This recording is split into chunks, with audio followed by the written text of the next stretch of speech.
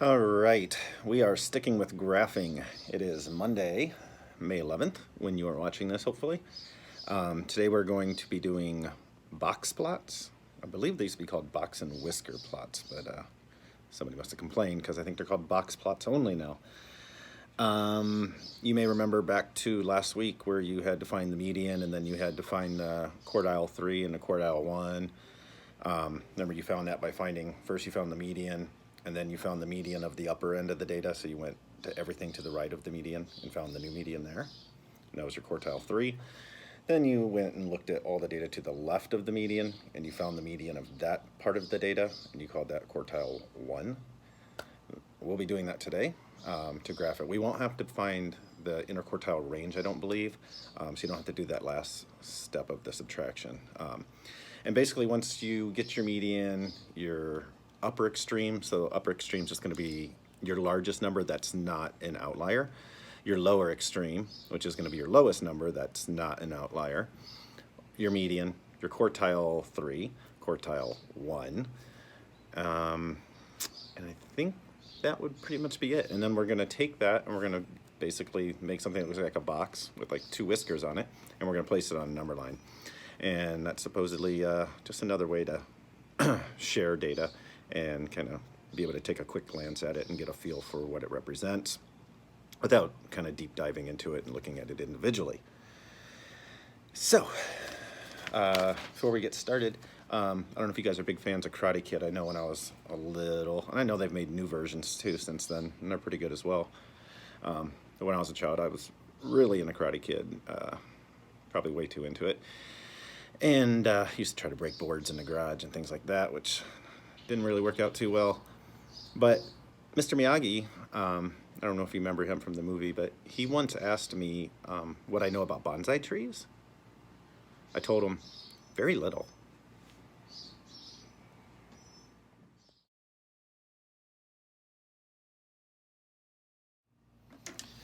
Here we go, page 882. I'm going to look at numbers 1 and 2 with you today. We have been given some data, depth of recent earthquakes, so how deep down some earthquakes were possibly felt in kilometers. I've taken that information and put it from least to greatest. Some of the questions may tell you to put it on a line plot and then find all this other information. You probably figured out last week, I'm not the biggest fan of finding median and things like that from a line plot. So if you just want to list the data the way I did, least to greatest, by all means, do it. All right, let's find our median first. So we got 1, 2, 3, 4, 5, 6, 7, 8, 9, 10, 11, 12, 13, 14 numbers. So it's an even set of data. So I know when I get to the middle, I'm going to have 2 numbers. Just counting in one at a time. And here I am, I'm at 5, 7. Now the median would fall directly in between them. So you could either add them up together and get 12 and then divide by 2 and get a median of 6. Or you can just realize the median is the exact midpoint between those 2 numbers, and 6 would be that midpoint. Now that we've identified our median, we can go and find our first quartile and our third quartile. So it's everything to the left of the median when we're looking at that. So that 5 is included, and we're just going to walk it back. I believe we have 7 numbers, so that's an odd, so we should just have 1 number in the middle when we get there. I know that means I'm going to go in 3, and I'm going to go back 3, and 4 is going to be my quartile 1. And then we're going to do the same thing on the other side to find our quartile 3. Again, there's 7 numbers on this side as well. So I'll just go in 3, and I'm going to go in 3, and I can see the 1 number that's set there in between is the 9, which makes that my quartile 3. Now, we need to identify our lower extreme and upper extreme. That's not too hard. That's just our largest number and our smallest number. So this is going to be my upper extreme, and this is going to be my lower extreme. Now, when you look at this data, everything kind of feels like it belongs together. 15's not like outlandishly large. If this number were 50, I would, let's say there was a 50 here. That 50, I would put on my box and whisker plot using an asterisk, and it would just be out there on its own as the outlier.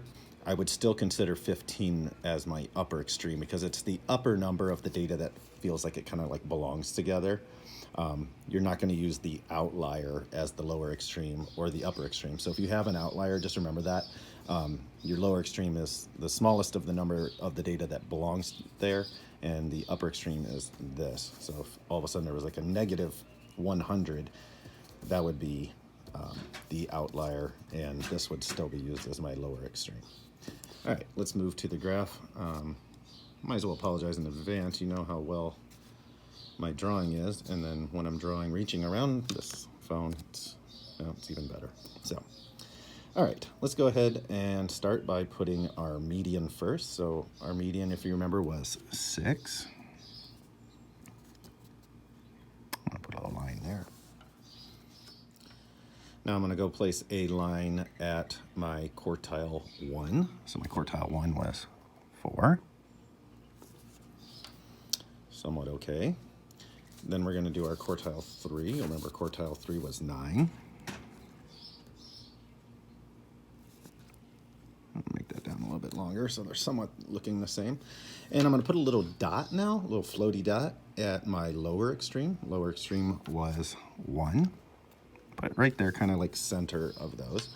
And then we're going to put another dot at our upper extreme, which was 15, I believe. It's kind of hard to see because that red record button's right where I need to see. So we're going to put a dot for that as well. We didn't have an outlier, but if we did, we would use like a little asterisk and put it wherever it belonged. All right, so now we're just going to finish what this looks like. So this dot actually is going to come into here. This is what's going to become my box. And then we're going to connect the box to the upper extreme dot. And you have successfully created a box plot. This is our lower extreme, quartile 1. This was our median, quartile 3, upper extreme. Remember, we had no outlier. Now let's go address some of these questions. I don't know why my son's in the house yelling. I hope you don't hear that. Maybe I should check if he's okay. All right, good news. It was just a brain freeze. Doctors think he's going to pull through and be okay. So, now that we figured that out. Before I go and answer this first question, or the part B, I want to point out what we've actually done here. So, when we created our box plot, this first section, so from the dot to this line, that represents 25% of our data. From this line to that middle line, the median, that's the second 25%. From the median to this line is another 25%.